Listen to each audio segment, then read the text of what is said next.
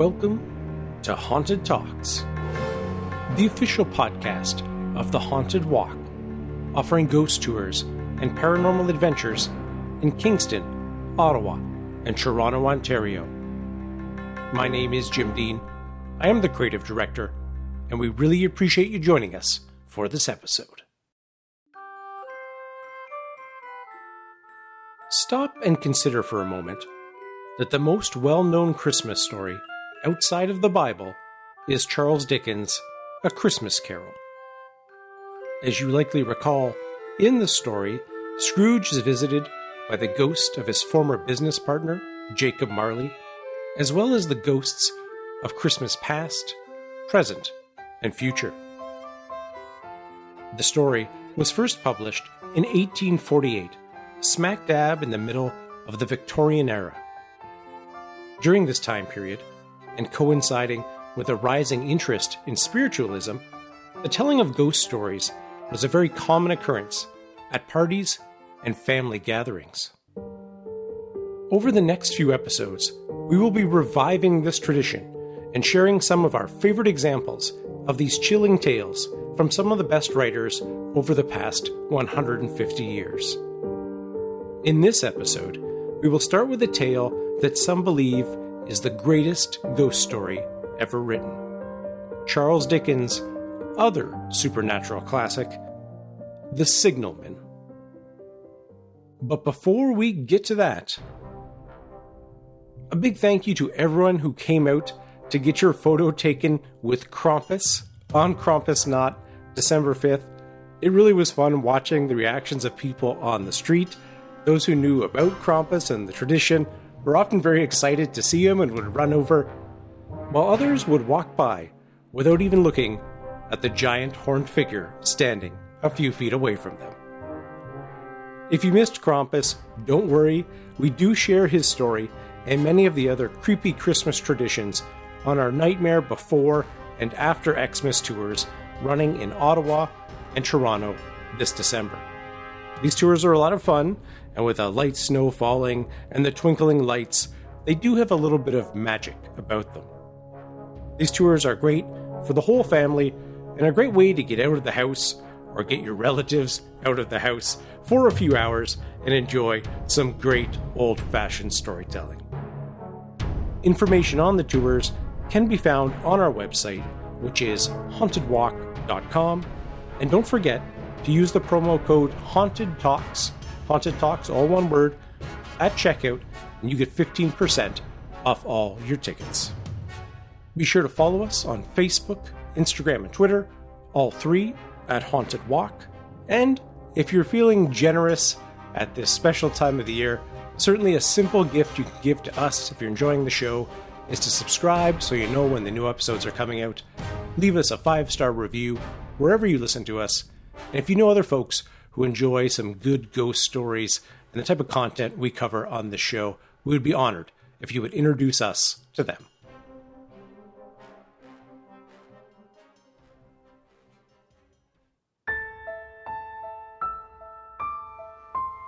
Charles Dickens' The Signalman was first published in 1866 and tells the unsettling story of a railway signalman who is haunted by an apparition along the tracks. A year earlier, Dickens and his mother were on board a train headed to London that derailed while crossing a viaduct due to a flagman not being positioned far enough away from the crossing to allow the train sufficient time to stop. While Dickens and his companions were unharmed, 10 people did die, with another 40 being injured. The experience affected Dickens greatly. He lost his voice for 2 weeks, and afterwards was nervous when traveling by train, using alternative means when available. Dickens died 5 years to the day after the accident. His son said that he never fully recovered. So let me stoke the fire here as you pull up your favorite comfy chair, get yourself a warm beverage, and get all settled in on a cold winter's night. Because we are going to read The Signalman by Charles Dickens.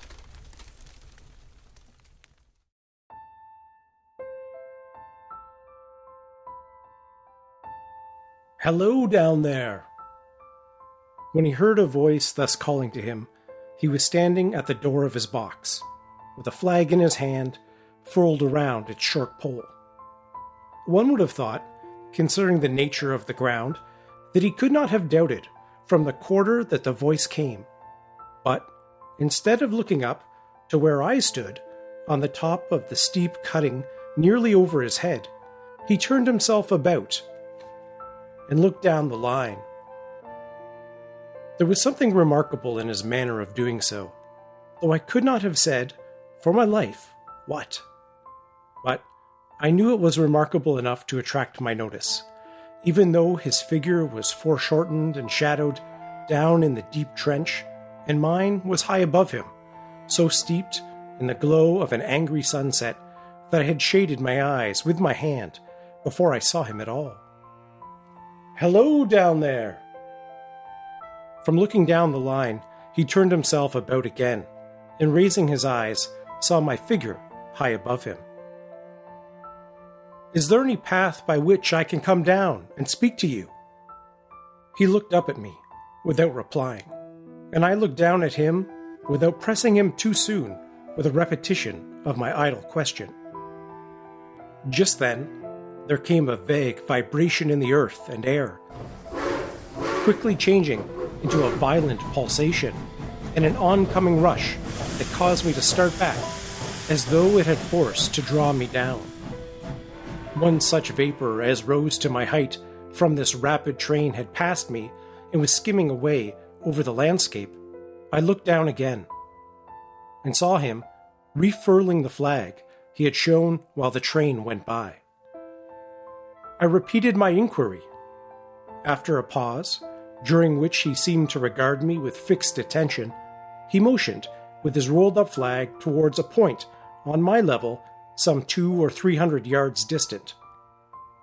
I called down to him, "All right," and made for that point. There, by dint of looking closely about me, I found a rough, zigzag descending path, notched out, which I followed.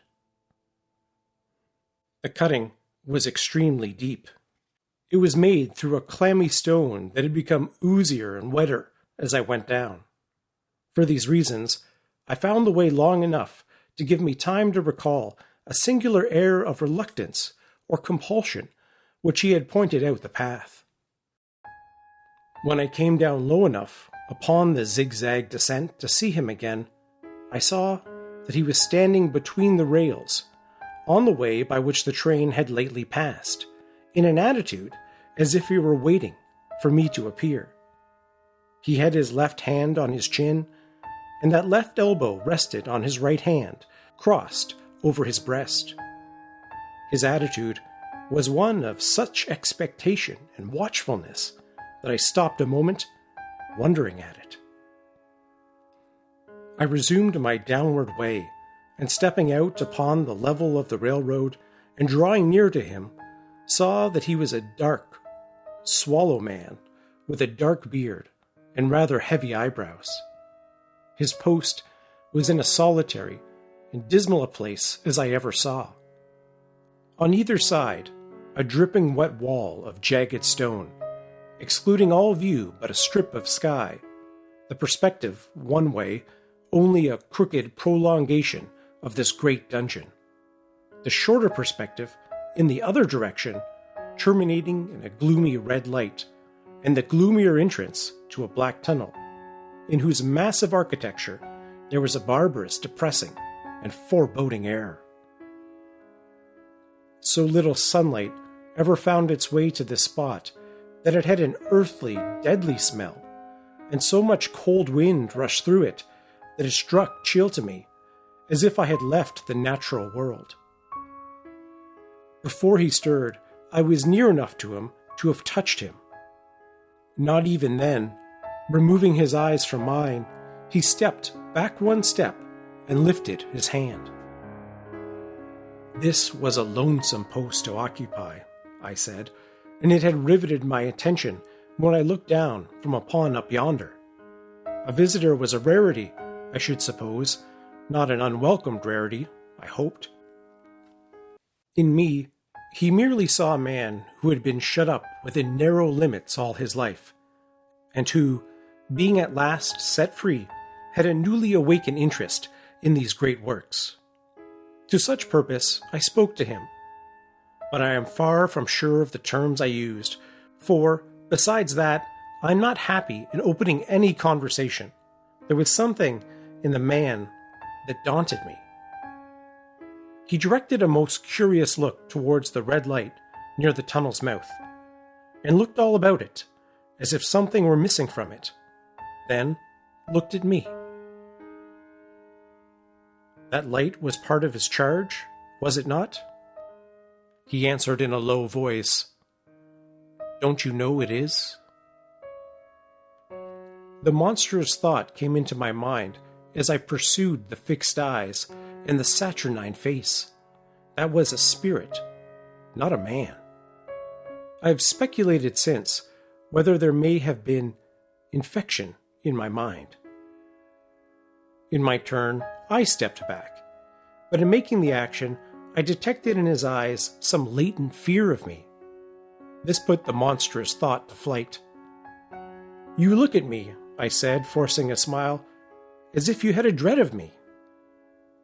"I was doubtful," he returned, "whether I had seen you before." "Where?" He pointed to the red light he had looked at.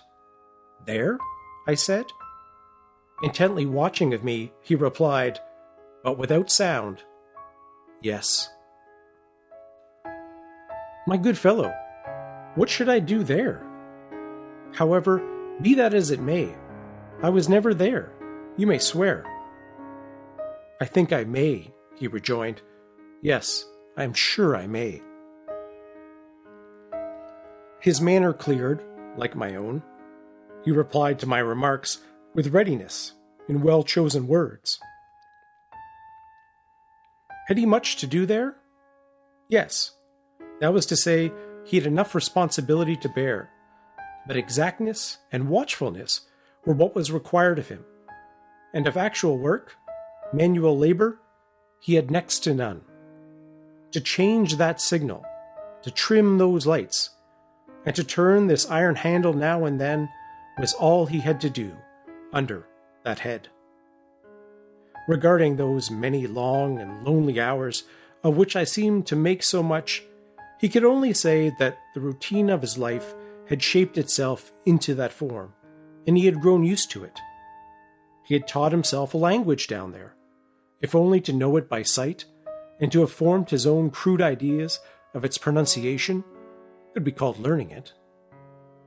He had also worked at fractions and decimals, and tried a little algebra, but he was, and had been as a boy, a poor hand at figures. Was it necessary for him, when on duty, always to remain in that channel of damp air, and could he never rise into the sunshine from between those high stone walls? Why, that depended on times and circumstances. Under some conditions, there would be less upon the line than others, and the same held good as to certain hours of day and night. In bright weather, he did choose occasions for getting a little above the lower shadows, but, being at all times liable to be called by his electric bell, and at such times listening for it with redoubled anxiety, the relief was less than I would suppose. He took me into his box, where there was a fire, a desk for an official book in which he had to make certain entries, a telegraphic instrument with its dial, face, and needles, and the little bell of which he had spoken. On my trusting that he would excuse the remark that he had been well educated, and, I hoped I might say without offense, perhaps educated above that station, he observed that instance of slight incongruity in such wise would rarely be found wanting among large bodies of men, that he had heard it was so in workhouses, in the police force, even in that last desperate resource, the army, and that he knew it was so, more or less, in any great railway staff. He had been, when young, if I could believe it, sitting in that hut, he scarcely could, a student of natural philosophy, and he had attended lectures. But he had run wild, misused his opportunities, gone down, and never risen again. He had no complaint to offer about that. He had made his bed, and he had laid upon it. It was far too late to make another. All that I have here condensed, he said in a quiet manner, with his grave, dark regards divided between me and the fire. He threw in the word, sir, from time to time, and especially when he referred to his youth, as though to request me to understand that he had claimed to be nothing but what I found him. He was several times interrupted by the little bell and had to read off messages and send replies. Once, he had to stand without the door and display a flag as a train passed and make some verbal communications to the driver. In the discharge of his duties, I observed him to be remarkably exact and vigilant, breaking off his discourse at a syllable and remaining silent until what he had to do was done. In a word, I should have set this man down as one of the safest of men to be employed in that capacity. But for the circumstances that while he was speaking to me, he twice broke off with a fallen color, turned his face toward the little bell when it did not ring, opened the door of the hut, which was kept shut to exclude the unhealthy damp, and looked out toward the red light near the mouth of the tunnel. On both of those occasions, he came back to the fire with the inexplicable air upon him which I had remarked, without being able to define, when we were so far asunder. Said I, when I rose to leave him, "You almost make me think that I have met with a contented man." I'm afraid I must acknowledge I said it to him to lead him on. "I believe I used to be so," he rejoined, in the low voice in which he had first spoken. "But I am troubled, sir. I am troubled." He would have recalled the words if he could. He had said them, however, and I took them up quickly. "With what? What is your trouble?" "It is very difficult to impart, sir. It is very, very difficult to speak of. If ever you make me another visit, I will try to tell you." "But I expressly intend to make you another visit. Say when it shall be." "I go off early in the morning, and I shall be on again at 10 tomorrow night, sir." "I will come at 11. He thanked me and went out at the door with me. "I'll show my white light, sir," he said in his peculiar low voice, "till you have found your way up. When you have found it, don't call out, and when you are at the top, don't call out." His manner seemed to make the place seem colder to me, but I said no more than, "Very well. And when you come down tomorrow night, don't call out. Let me ask you a parting question. What made you cry, 'Hello below there,' tonight?" "Heaven knows," said I. "I cried something to that effect." "Not to that effect, sir. Those were the very words. I know them well." "Admit those were the very words. I said them then, no doubt, because I saw you below." "For no other reason?" "What other reason could I possibly have?" "You had no feeling that they were conveyed to you in any supernatural way?" "No." He wished me good night and held up his light. I walked by the side of the down line of rails with a very disagreeable sensation of a train coming behind me until I found the path. It was easier to mount than to descend, and I got back to my inn without any adventure. Punctual to my appointment, I placed my foot on the first notch of the zigzag next evening, as the distant clocks were striking 11. He was waiting for me at the bottom, with his white light on. "I have not called out," I said, when we came close together. "May I speak now?" "By all means, sir." "Good night, then, and here's my hand. Good night, sir. Good night, sir, and here's mine." With that, we walked side by side to his box, entered it, closed the door, and sat down by the fire. "I have made up my mind, sir," he began, bending forward as soon as we were seated, and speaking in a tone but a little above a whisper. "You shall not have to ask me twice what troubles me. I took you for someone else yesterday evening. That troubles me." "That mistake?" "No, that's someone else." "Who was it?" "I don't know." "Like me?" "I don't know. I never saw the face. The left arm is across the face, and the right arm is waved, violently waved, this way." I followed his action with my eyes, and it was the action of an arm gesticulating with the utmost passion and vehemence. "For God's sake, clear the way." "One moonlit night," said the man, "I was sitting here, when I heard a voice cry, 'Hello down there!' I started up, looking from that door, and saw this someone else standing by the red light near the tunnel, waving, as I just now showed you." The voice seemed to be hoarse with shouting, and it cried, "Look out! Look out!" and then again, "Hello below there! Look out!" I caught up my lamp, turned it on red, and ran toward the figure, calling, "What's wrong? What has happened? Where?" It stood just outside the blackness of the tunnel. I advanced so close upon it that I wondered at its keeping its sleeve across its eyes.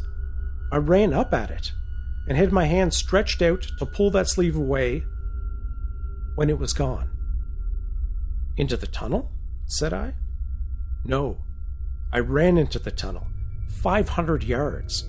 I stopped and held my lamp above my head and saw the figures of the measured distance and saw the wet stains stealing down the walls and trickling through the arch.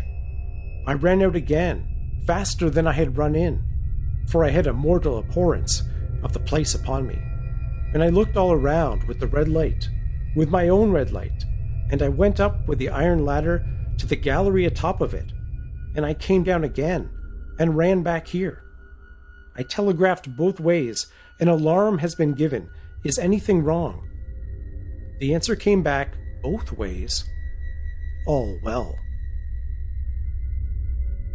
Resisting the slow touch of a frozen finger tracing out my spine, I showed him how that this figure must have been a deception of his senses of sight, and how that figures originating in disease of the delicate nerves that minister to our function of the eye were known to have often troubled patients, some for whom had become conscious of the nature of their affliction, and even had proven it by experiments upon themselves. As to an imaginary cry, said I, do but listen for a moment to the wind, in this unnatural valley while we speak, so low, and to the wild harp it makes of the telegraph wires. That was all very well, he returned, after he sat listening for a while, and he ought to know something of that wind and wires. He had so often passed long winter nights there, alone and watching, but he would beg to remark that he had not finished. I asked his pardon, and he slowly added these words, touching my arm. Within 6 hours after the appearance, the memorable accident on this line happened, and within 10 hours, the dead and wounded were brought along through the tunnel over the spot where the figure had stood. A disagreeable shudder crept over me, but I did my best against it. It was not to be denied, I rejoined, that this was a remarkable coincidence, calculated deeply to impress his mind. But it was unquestionable the remarkable coincidence did continually occur, and they must be taken into account in dealing with such a subject. Though to be sure I must admit, I added, though I thought I saw that he was going to bring the objection to bear upon me, men of common sense did not allow much for coincidences in making the ordinary calculations of life. He again begged to remark that he had not finished. I again begged his pardon for being betrayed into interruptions. This, he said, again laying his hand upon my arm and glancing over his shoulder with hollow eyes, was just a year ago. 6 or 7 months passed, and I had recovered from the surprise and shock when one morning, as the day was breaking, I, standing at that door, looking towards the red light, and saw the spectre again. He stopped, with a fixed look at me. Did it cry out? No, it was silent. Did it wave its arm? No, it leaned against the shaft of the light, with both hands before its face, like this. Once more I followed his actions with my eyes. It was the action of mourning. I have seen such an attitude in stone figures on tombs. Did you go up to it? I came in and sat down, partly to collect my thoughts, partly because it had turned me to faint. When I went to the door again, daylight was above me, and the ghost was gone. But nothing followed? Nothing came of this? He touched me on the arm with his forefinger, twice or thrice, giving a ghastly nod each time. That was the very day, as a train came out of the tunnel, I noticed, at a carriage window on my side, what looked like confusion of hands and heads, and something waved. I saw it, just in time to signal the driver. Stop! He shut off and put his brake on, but the train drifted past here 150 yards or more. I ran after it, and as I went along, heard terrible screams and cries. A beautiful young lady had died instantaneously in one of the compartments and was brought in here and laid down on this floor between us. Involuntarily, I pushed my chair back as I looked from the boards at which he had pointed to himself. True, sir, true. Precisely as it happened, so I tell it to you. I could think of nothing to say, to any purpose, and my mouth was very dry. The wind and the wires took up with the story with a long, lamenting wail. He resumed, Now, sir, mark this, and judge how my mind is troubled. The spectre came back a week ago. Ever since, it has been there, now and again, by fits and starts. At the light, at the danger light. What does it seem to do? He repeated, if possible with increased passion and vehemence, the former gesticulations of, for God's sake, clear the way. Then he went on, I have no peace or rest for it. It calls to me for many minutes together in an agonized manner. Hello there! Look out! Look out! It stands waving to me. It rings my little bell. I caught at that. Did it ring your bell yesterday evening when I was here and you went to the door? Twice. Why, see, said I, how your imagination misleads you. My eyes were on the bell, and my ears were open to the bell, and if I am a living man, it did not ring at those times. No, nor at any other time, except when it was rung in the natural course of physical things by the station communicating with you. He shook his head. I have never made a mistake as to that yet, sir. I have never confused the spectre's ringing with the man's. The ghost's ring is a strange vibration in the bell, that it derives from nothing else. And I have not asserted that the bell stirs to the eye. I don't wonder that you failed to hear it, but I heard it. And did the spectre seem to be there then, when you looked out? It was there. Both times? He repeated firmly, both times. Will you come to the door with me and look for it now? He bit his underlip as though he were somewhat unwilling, but arose. I opened the door and stood on the step while he stood in the doorway. There was the danger light. There was the dismal mouth of the tunnel. There were the high whetstone walls of the cutting. There were the stars above them. Do you see it? I asked him, taking particular note of his face. His eyes were prominent and strained, but not very much more so, perhaps, than my own had been when I directed them earnestly toward the same spot. No, he answered. It is not there. Agreed, said I. We went in again, shut the door, and resumed our seats. I was thinking how best to improve this advantage, if it might be called one, when he took up the conversation in such a matter-of-course way. So assuming that there could be no serious question of fact between us, that I felt myself placed in the weakest position. By the time you will fully understand, sir, he said to me, that what troubles me so dreadfully is the question, what does the spectre mean? I was not sure.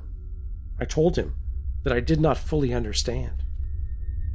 What is it warning against, he said, ruminating, with his eyes on the fire, and only by times turning them on me.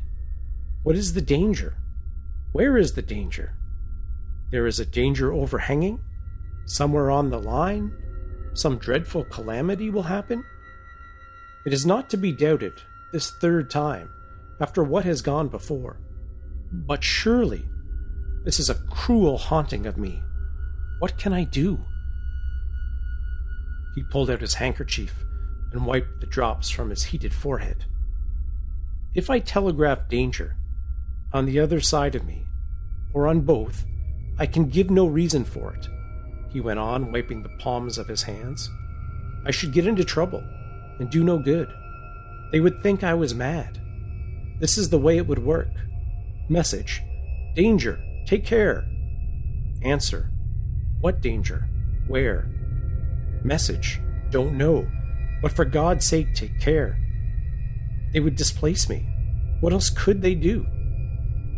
His pain of mind was most pitiable to see. It was the mental torture of a conscientious man, oppressed beyond endurance by an unintelligible responsibility involving his life.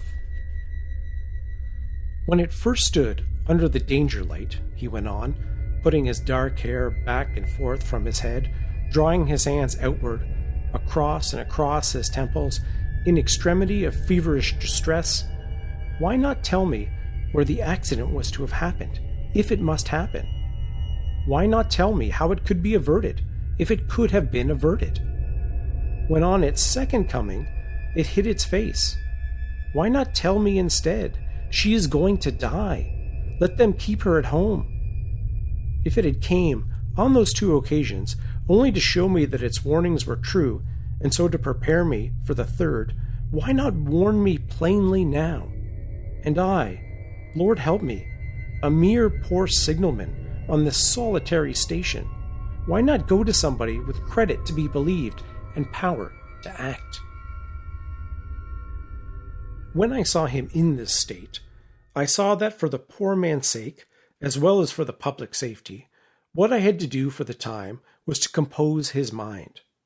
Therefore, setting aside all questions of reality or unreality between us, I represented to him that whoever thoroughly discharged his duty must do well, and that the least it was a comfort that he understood his duty, though he did not understand these confounding appearances. In this effort, I succeeded far better than an attempt to reason him out of his conviction. He became calm. The occupations incidental to his post as the night advanced began to make larger demands on his attention, and I left him at 2 a.m. I had offered to stay through the night, but he would not hear of it. That I more than once looked back at the red light as I ascended the pathway, that I did not like the red light, and that I should have slept but poorly if my bed had been under it, I see no reason to conceal. Nor did I like the two sequences of the accident and the dead girl. I see no reason to conceal that either. But what ran most in my thoughts was the consideration, how ought I to act, having become the recipient of this disclosure? I had proved the man to be intelligent, vigilant, painstaking, and exact. But how long might he remain so in his state of mind? Though in a subordinate position, still he held a most important trust, and I would, for instance, like to stake my own life on the chances of his continuing to execute it with precision. Unable to overcome a feeling that there would be something treacherous in my communicating what he had told me to his superiors in the company without first being plain with himself and proposing a middle course to him, I ultimately resolved to offer to accompany him, otherwise keeping a secret for the present, to the wisest medical practitioner we could hear of in those parts, and to take his opinion. A change in his time of duty would come around next night. He had appraised me, and he would be off at an hour or two after sunrise, and on again after sunset. I had appointed to return accordingly. Next evening was a lovely evening, and I walked out early to enjoy it. The sun was not quite yet down when I traversed the field path near the top of the deep cutting. I would extend my walk for an hour, I said to myself, half an hour on, half an hour back. It would be then time to go to my signalman's box. Before pursuing my stroll, I stepped to the brink and mechanically looked down from the point at which I had first seen him. I cannot describe the thrill which seized upon me when, close at the mouth of the tunnel, I saw the appearance of a man, with his left sleeve across his eyes, passionately waving his right arm. The nameless horror that oppressed me passed in a moment, for in a moment I saw that this appearance of a man was a man indeed, and that there was a little group of other men standing at a short distance, to whom he seemed to be rehearsing the gesture he made. The danger light was not yet lighted. Against its shaft, a little low hut, entirely new to me, had been made of some wooden supports and tarpaulin. It looked no bigger than a bed. With an irresistible sense that something was wrong, with a flashing, self-reproaching fear that fatal mischief had come to my leaving the man there and causing no one to be sent to overlook or correct what he did, I descended the notched path with all the speed I could make. "What is the matter?" I asked the men.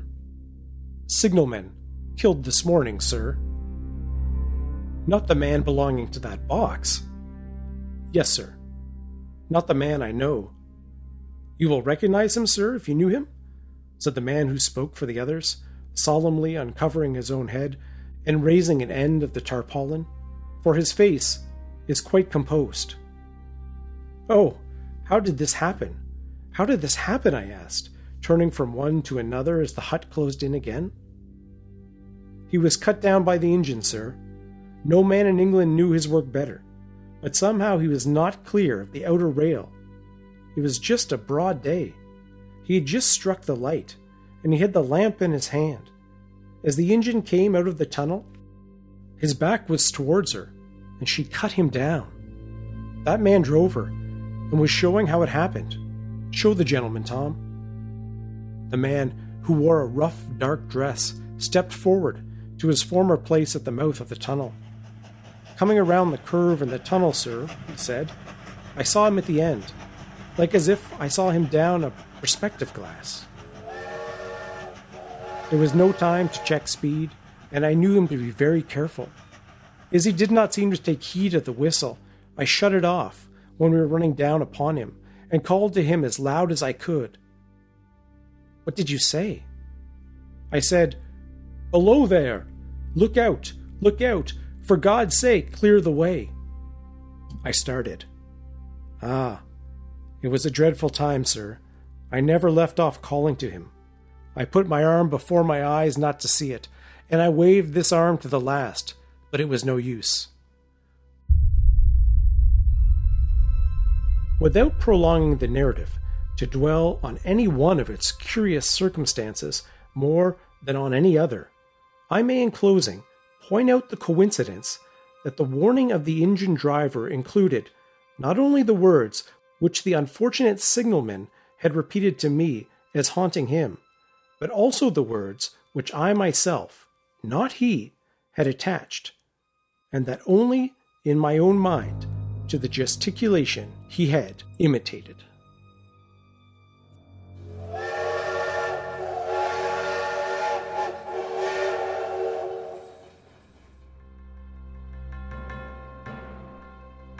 Thanks so much, everyone, for joining us for the episode.